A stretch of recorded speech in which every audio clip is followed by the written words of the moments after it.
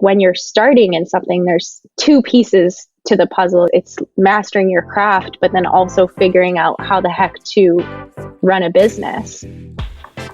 This is Debbie, and welcome to another episode of The Offbeat Life, where I speak to inspiring individuals who ditched the norm to become location independent. We'll learn how to create sustainable laptop lifestyles from the experts that will help us achieve freedom from our 9-to-5. Hey friend, are you looking to land a remote gig ASAP? Well, did you know that we not only have a ton of online jobs you can apply to on our site, but now we are also sending them straight to your inbox. I'm happy to announce that we will be sending our email subscribers legit online jobs every Wednesday. We have done hours of research, so you don't have to. If you want to be the first one to hear about the remote gigs we find, go to theoffbeatlife.com to subscribe. On this episode, I speak with Chelsea, who is a brand designer, strategist, and coach for holistic-minded female founders. She works one-on-one with women on designing and growing their brand in a way that feels good, so that it reflects their values and personality. When she's not designing in a cafe or co-working space, she's hanging out with her 2 rescue dogs and partner on the beach in beautiful Bali, Indonesia. So listen on to find out how Chelsea has been able to design and grow brands for other female entrepreneurs. Hey everyone, I'm super excited to be here with Chelsea today. Hey Chelsea, how are you? Hi, I'm good. Thanks, Debbie. How are you? I am wonderful. Can you tell us a little bit more about you, Chelsea, and why you live an offbeat life? Hi, everyone. I'm Chelsea. So I'm actually based in Bali, Indonesia full-time. And I've been there full-time for about a year. I live there with my 2 rescue dogs and my partner. And I work online. I run a small design studio. So I do branding and brand strategy with female founders. Wonderful. So that sounds really exciting for you. How did you actually become a designer, a brand designer, specifically for female designers? Was that something that you automatically went into, or it just happened? Yeah, so it's something that definitely evolved over the years. So in 2017, I was graduating from university and I did not take design in university. And it was sort of time to start looking for jobs. And I was hearing more and more about people who were working online and living abroad. And that just sounded so much more appealing to me. So I kind of decided that that's what I was going to do. So I started taking design courses online, and I wasn't expecting to fall in love with it as much as I did. So I started off just doing sort of any kind of design and then building my portfolio in that way. And then, it just built from there, building my website, my Instagram, and starting with small projects and then working up and realizing what I liked and what I was good at. And then, that definitely turned into more of a niche for me. I love hearing people talk about their beginnings, because most of the time, a lot of people look at someone like you, Chelsea, and say, oh my gosh, she's already such an expert. How can I be like that? And it's interesting because everybody starts at the beginning knowing nothing, and it's just figuring it out and really understanding what you're also interested in order to keep going with that business. So is there a lot of challenges for you, Chelsea, to figure all of this stuff out? Yeah. I mean, totally. It has not been a walk in the park, and it's still not. Obviously, in the beginning, I was learning design and mastering the craft of design. And then I was like, okay, I've got this piece of it, and now I need to figure out how the heck to run a business. I don't have a business degree. I don't know what the heck I'm doing. I don't know how to work with clients. So it's like when you're starting in something, there's 2 pieces to the puzzle, it's mastering your craft, but then also figuring out how the heck to run a business. Were there any specific resources that you actually used in order to help you start your own business or learn to become a better designer? Yes. So I'm going to say up until like this year, the business part of it was very much trial and error. But in terms of learning design, when I was first starting out and wanting to learn the basics, I took, you guys might have heard of the Bucket List Bombshells design skills course. Yes. Yeah. So they're awesome and they teach you the basics in super plain English language that you can understand. So that's what like really got me feeling like, oh my gosh, I love this. I'm good at this. I can do this. And then from there, it was more taking like more specified courses on platforms like Linda and stuff like that. And then I also really love the YouTube channel called The Future. It's run by Chris Do, and he's a super, super successful designer. He had a huge agency, and he does a lot of amazing free teaching on YouTube.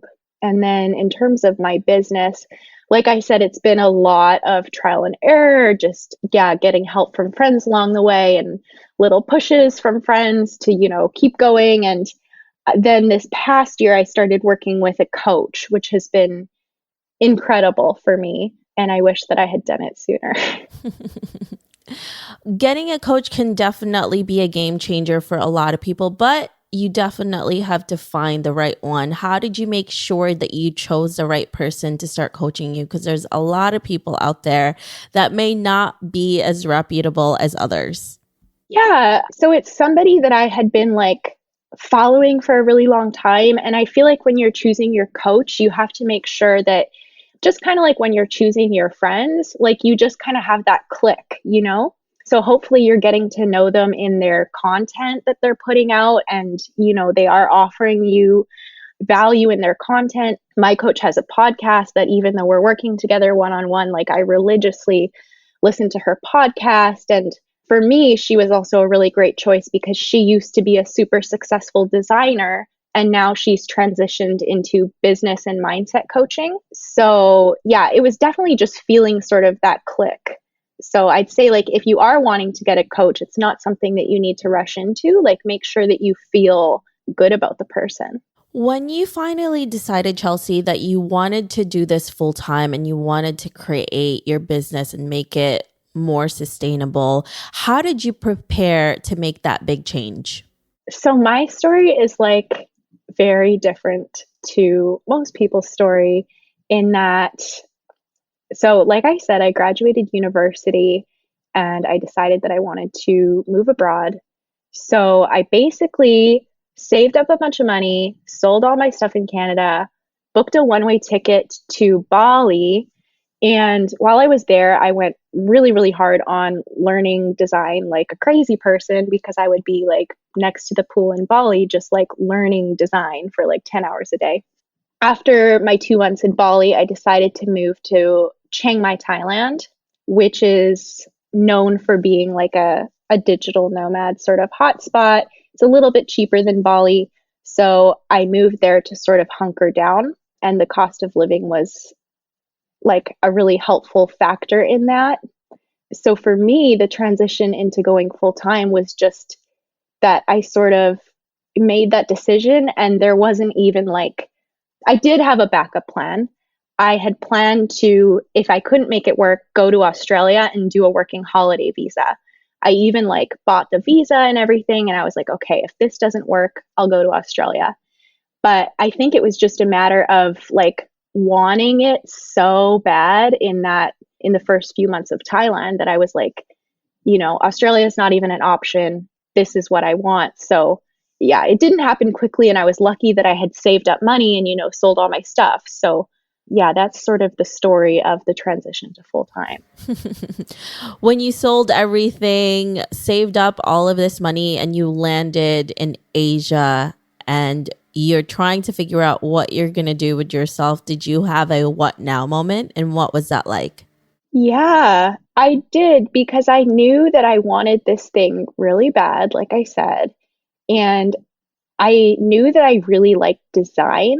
And basically, what happened was I went to a talk at Dojo, which is a co-working space in Bali. And it was like a bunch of female founders talking about their experience. And I was like, this is going to be really good for me because, this is what I want to do. And Cassie, who's the co-owner of the Bucket List Bombshells, I was talking about their program before, she was speaking at the event. And hearing her speak and hearing her story and her talking about her courses in like a super genuine, like human way, I was like, oh my gosh, I need to take this course, because it was something that I had seen just on like a Facebook ad, many Facebook ads before. Yeah, just seeing her in person speak felt like the sign from the universe of like, okay, Chelsea, like, this is what you do now. I love that. I love those moments of clarity that you have. And I'm sure that was such an exciting time for you. Yeah, it was exciting. I think that a lot of my friends, all of my friends in Canada thought that I was crazy. Like, Chelsea, what are you doing? You just got your degree and you're selling all your stuff and you don't know what you're going to do. And I was kind of like, yeah, but when you just like feel called to do something and it just feels right, like it didn't really feel scary because I just felt like I was on the right path for me. And it's something that you had made a decision for yourself. You're not following another person's decree on how you should live your life. So that's always the best part of all of this. Totally. And I think like throughout my degree in university, like I'm glad that I went to school and I enjoyed what I studied, but it never felt like I had that click of like, what do I want to say? Just like feeling super passionate. And like I said before, like I was on the right path. Like it never clicked for me. So when I found design, it just felt like coming home, like, oh, like this is how it's supposed to be. And that's why it spiraled, I guess, relatively quickly, because it was just like, oh, this is what I'm meant to be doing. Thank goodness I found it. That's the beauty about travel too, and really learning in the real world, because that's where it really comes down to. A lot of things that we learn in school, more than half of that, or even 80% of it, doesn't really apply to the real world. It's when you're actually thrown out there and you realize, oh my gosh, this is so different from the classroom. And it's also not something I thought I wanted, or maybe it's something different. So it's very interesting once you finally get out there. Yeah, totally. And, I think that the whole like digital nomad culture is pretty recent. Like it's obviously blown up within the past few years, but it's definitely not something that you're learning is an option when you're in high school or university. It's like, no, no, no. Like you do your classes, you graduate, and then you go and do your government or corporate job. And it's like, it actually doesn't have to be that way. It has now, especially because everyone's in lockdown. It's become the new normal and even the new stability for a lot of people, because then, having a 9 to 5 is more stable. But now having multiple streams of income, being able to work for yourself has become actually more stable. So it's ironic how things have turned the other way.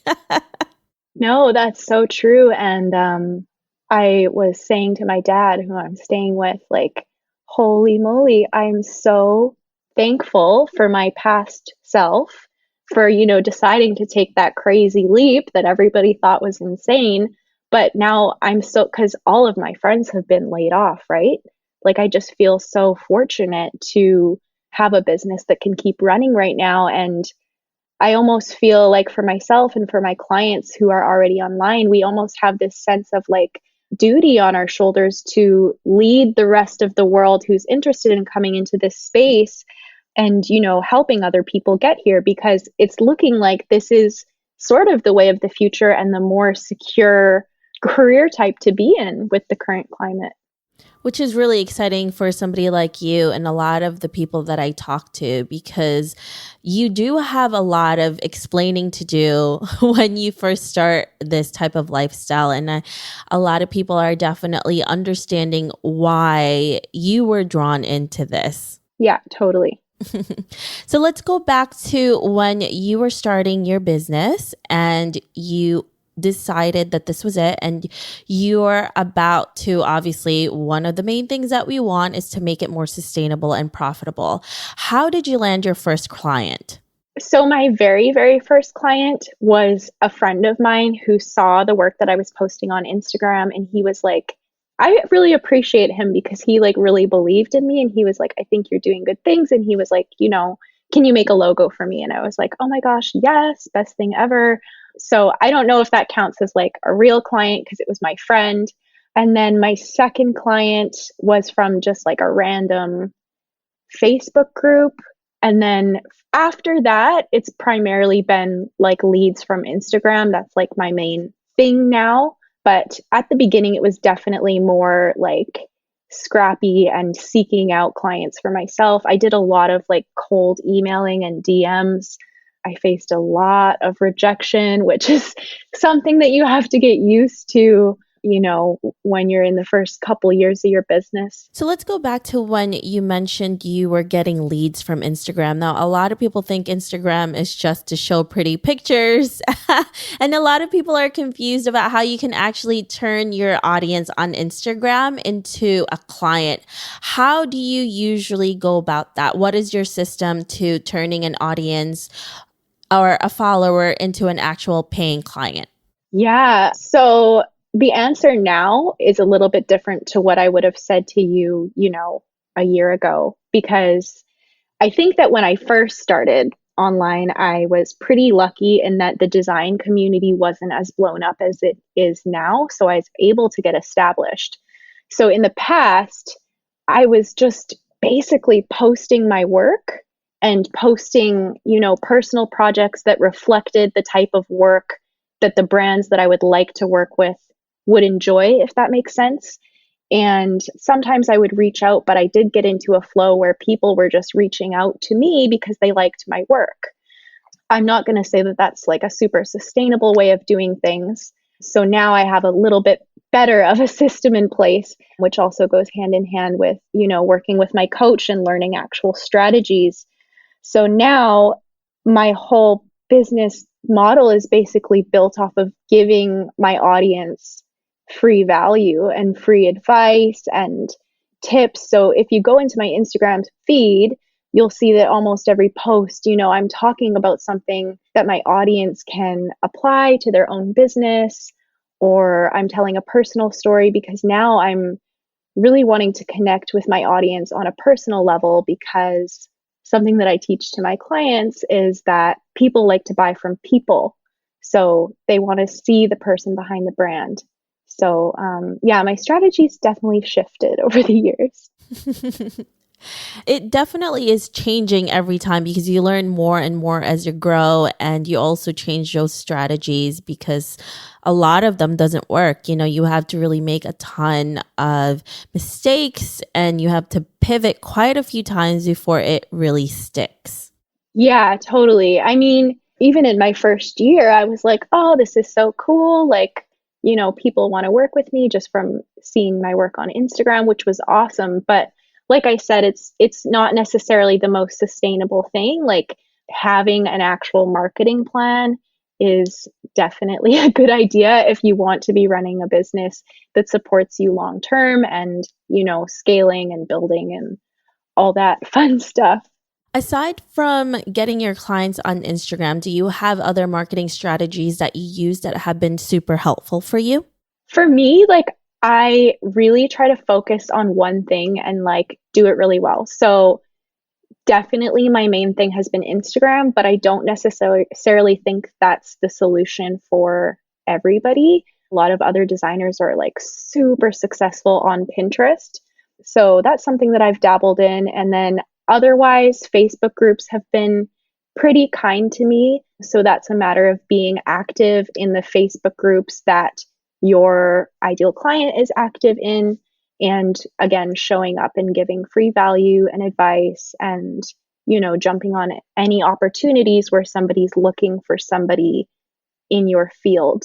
And then I also mentioned before that in the beginning, I was doing cold email reach out and message reach out to just brands that I liked. And I would say like, look, I'm just starting out and I'm building my portfolio, but if you guys have anything that you need done, like I would absolutely like love the opportunity to work with you. And that's how I got some of my first couple clients, just like tiny jobs where I barely got paid anything, but they were like really cool brands that I got to add to my portfolio. Yeah, I love that. And I've actually hired a few people from cold outreach too. So it's Yeah. it's not impossible, guys, if you want to start doing this, starting small and then growing big is definitely the way to go if you have no experience yet or very minimal experience. Yeah, totally. Like, I think it just comes down to you have to just want it really, really bad. And I think that sometimes people will, want to start an online business because they heard from their friend that, it's the next best way to make money. But I think that unless you actually have the passion and drive and you know that this is like your purpose, yeah, you have to like be really committed because it's not easy. Like getting rejected a million times it's not fun. But yeah, the cold outreach is definitely a tactic that was helpful for me in the beginning. Yeah, and it works. It worked for Yeah. you. I've hired people from it, so go for it. I think most of the time we are our biggest, we're the biggest people that really stops us from going forward. So if you just take that first step, it's going to go somewhere. Yeah, totally. Yeah.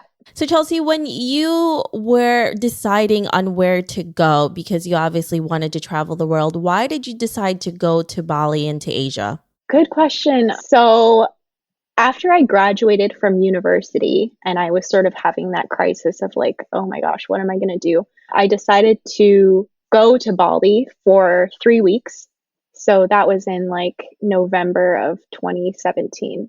So, I went just for a vacation, had a really great time. And it's when I got back that I was like, I don't want to be in North America anymore. Like I loved it there. And again, like I said, I was really sort of soaking up all the information about, being a digital nomad and then gradually sort of getting myself into design. So, yeah. Well, that's a really great place to be in. And there's so many digital nomads there. So I'm sure there's a lot of really great people, and you have created a wonderful community because that's one of the biggest things, when you're a digital nomad. And especially if you're on your own, you need people who are doing something similar, or at least people you can connect with when you're abroad. Completely. Yeah. Honestly, like I credit some of the friends that I met in Chiang Mai for actually like my success that I have today because I met two really good friends within my first couple of months of being there, and they were the people who like sat with me. And I remember very clearly one day me being too scared to like publish my business Facebook page because I was like, oh, what are my friends at home going to think? And I made my friend push the button for me because I was so worried. And yeah, these two friends just really helped me through, the first couple hurdles of like having horrible client experiences and, just all the little things that you don't expect when you're first starting to freelance. That's definitely a scary step, especially when you're going to something unknown for sure. So, Chelsea, when you are traveling abroad, what type of travel insurance do you use? World Nomads I've been using pretty much since the beginning. Perfect. Yeah, World Nomads is great. It's definitely a great provider, but I'm also grateful, especially now, because there's so many things that we're all going through, especially for the digital nomads and remote workers out there who are stuck in a location that they can't get out of because it's a crazy, crazy time in our world right now. And there's a lot of providers that exclude a lot of things, especially pandemics or natural disasters in their policy cover. So if anyone were to fall ill and need treatment for coronavirus or a similar future pandemic, they wouldn't be covered and would need to pay for their treatment themselves, which is ridiculous because you already have so many things that you're worried about. That's why I'm really glad to be working with Integra Global. They believe it's their duty to support their members in uncertain times like this and stand by them when they need Integra. They have no exclusions for pandemics or natural disasters in any of their plans. So if you guys want to know more, check out integraglobal.com and see how they can give you the coverage you'll need and maybe some you never knew you would. This is something that has been in everybody's mind, even, when we're at home. When we do start to travel, we're so much more careful of the places we get coverage from because there's been a lot of insurance companies out there that didn't have them, and Integra had this coverage before coronavirus even hit us, so which makes them really incredibly great. So thank goodness for those little things sometimes. Yeah, totally. I definitely had a lot of friends needing to fly home because they were worried about what would happen if they got sick, myself included even. Yeah, it's a scary time, and we take that for granted because a lot of digital nomads are very young and we don't think that any of this stuff is going to happen, and now it's a global pandemic, and oh my goodness, it's like, how do we stay safe? Yeah, totally. Yeah. So Chelsea, let's fast forward to 40 to 50 years from now, and you're looking back at your life. What legacy would you like to leave, and what do you want to be remembered for? So in the future, I would like to sort of shift my business to be more of an agency model. So I'd really like to hire, some junior designers, and I'm also starting a coaching program for designers who are just starting out. 40 or 50 years is a long ways away. But yeah, I'd like to be one of the bigger design brands and also just a source of inspiration for people who want to take a similar path to what I have. Yeah, that's a great thing to do, especially when you have the means to do it. There's a lot of people out there that want someone like you, Chelsea, to be able to give them guidance that they need, especially during the time when you're so completely confused. And then you're the guiding light that you needed, when you had that similar confusion in your life and you had the women around you that were really great and really helped you go through this and not be super scared like most of us in the beginning. Totally. Yeah. And I mean, in the beginning, I got a lot of my inspiration, like just from podcasts like this and hearing similar stories to mine now and thinking, well, if they can do it, I can probably do it too. And like, if you're listening to this, like you can, because I did it. Absolutely. And there's, we like to think sometimes that we're super special, and most of the time we don't. It's just persistence and just having real passion for it and not giving up is really the way to do it. Mm-hmm. Totally. Are you working on anything currently that is really exciting to you? I am. So I'm about to launch a store on my website, which will be semi-custom brand kits for smaller businesses, newer businesses who are on a bit of a budget. So they don't necessarily have the budget for custom design. So these will be like brand templates. So that's launching at the end of May, and I'm really excited about it.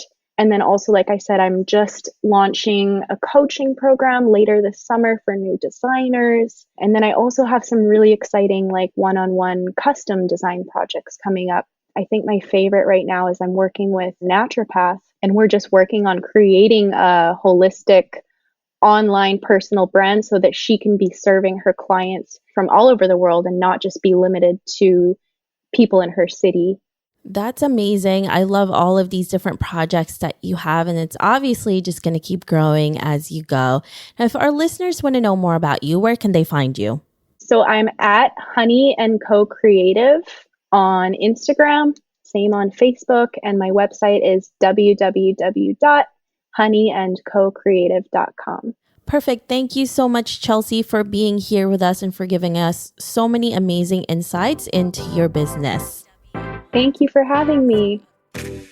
I hope you enjoyed this interview with Chelsea.